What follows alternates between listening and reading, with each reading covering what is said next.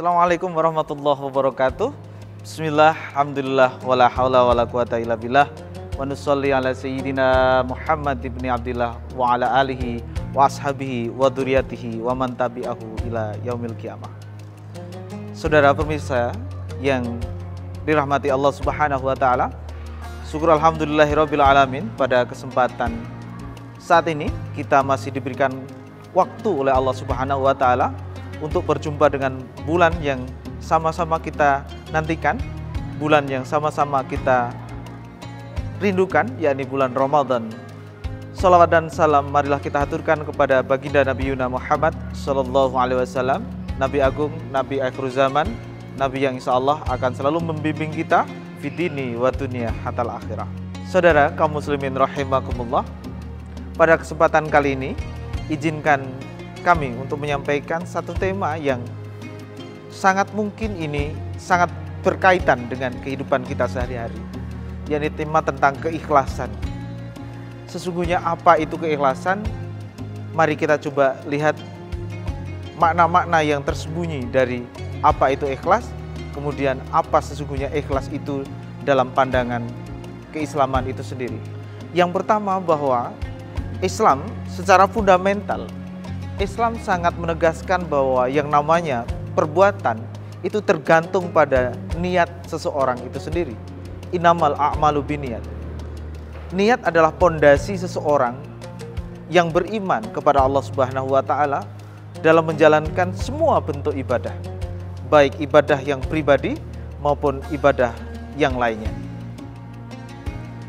Dalam hal ini juga ikhlas sering dikaitkan dengan satu surat yang bisa jadi semua di antara kita sudah sering membaca atau bahkan semua di antara kita sudah hafal, yakni Qul huwallahu ahad, Allahus samad, lam yalid walam yulad walam yakul lahu kufuwan ahad. Benar, ini adalah surat yang diberi nama surat Al-Ikhlas. Lantas apa hubungannya surat Al-Ikhlas ini dengan namanya? Kenapa namanya Al-Ikhlas? Dalam hal ini kami hanya ingin mencoba untuk mentadaburi, mencoba untuk mengilhami makna yang tersembunyi dari korelasi ini. Tentu saja bahwa surat Al-Ikhlas ini pertama dikaitkan dengan Qul huwallahu ahad. Katakan bahwa Allah itu satu. Dikaitkan dengan tauhid, di mana tauhid itu selalu dikaitkan dengan keimanan seseorang. Keimanan seseorang kepada siapa? Kepada Allah Subhanahu wa taala. Maka dalam hal ini ikhlas adalah kaitannya dengan Allah Subhanahu wa taala atau hablum minallah. Seorang yang beriman atau berislam itu mesti mengkaitkan segala perbuatannya kepada Allah Subhanahu wa taala. Mesti mengaitkan semua hal yang dikerjakan hanya kepada Allah Subhanahu wa taala.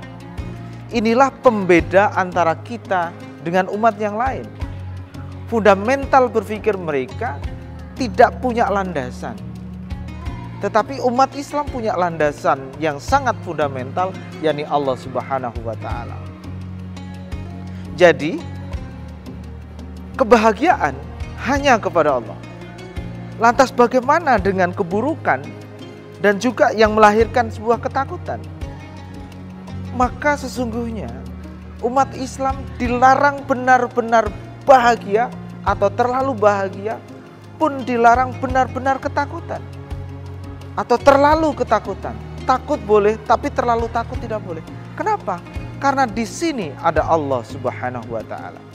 Dalam hal ini Al-Fakir ingin menggarisbawahi bahwa yang namanya keikhlasan yang pertama selalu terhubung dengan Allah Subhanahu wa taala atau hablum minallah. Qul huwallahu ahad, Allahus samad, lam yalid walam yulad walam yakul lahu kufuwan ahad. Berikutnya, keikhlasan juga sangat terkait dengan perintah Allah yang lain, yakni Allah menginginkan manusia untuk terhubung kepada sesama. Banyak sekali ayat-ayat yang awalnya diawali dengan ya ayuhan nas, ya ayyuhal ladzina amanu, dan seterusnya. Di situ disebutkan ada unsur-unsur manusia yang harus terhubung satu sama lain.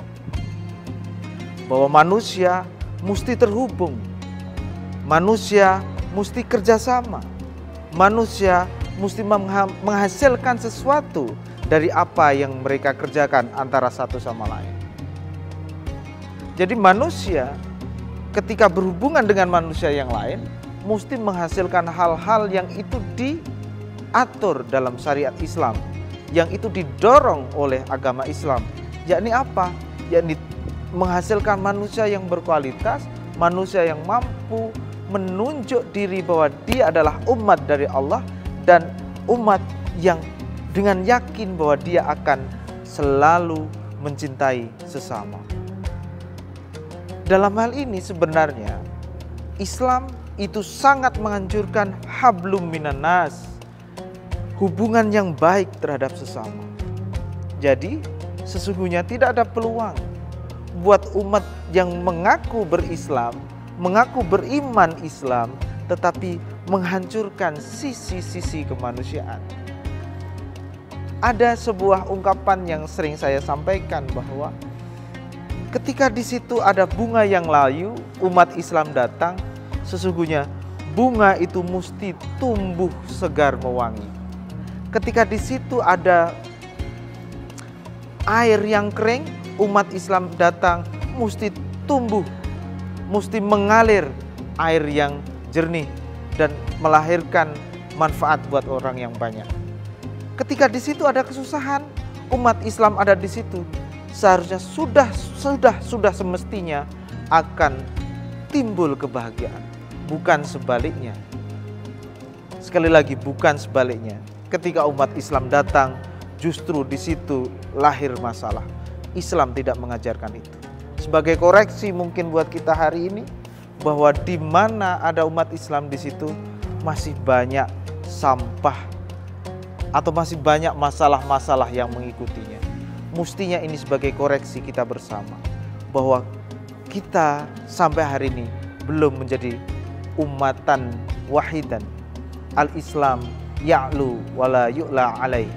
Islam seharusnya tinggi dan tidak ada yang mengatasi Islam itu sendiri. Dan kita sebagai umat Islam mestinya menjadi umat yang siap untuk menjadi umat tuntunan semua umat manusia yang ada di muka bumi ini. Kaum muslimin rahimakumullah, demikianlah ikhlas itu sesungguhnya, bahwa Allah mengajarkan kita untuk terus berusaha mencintai Allah dalam rangka untuk menciptakan hubungan sosial yang baik kepada sesama. Islam adalah hubungan yang baik terhadap sesama. Jadi tidak ada peluang bagi umat Islam untuk menciptakan perseteruan antar umat, bahkan antar sesama manusia. Sekian dari saya, tentu banyak salahnya. Wassalamualaikum warahmatullahi wabarakatuh.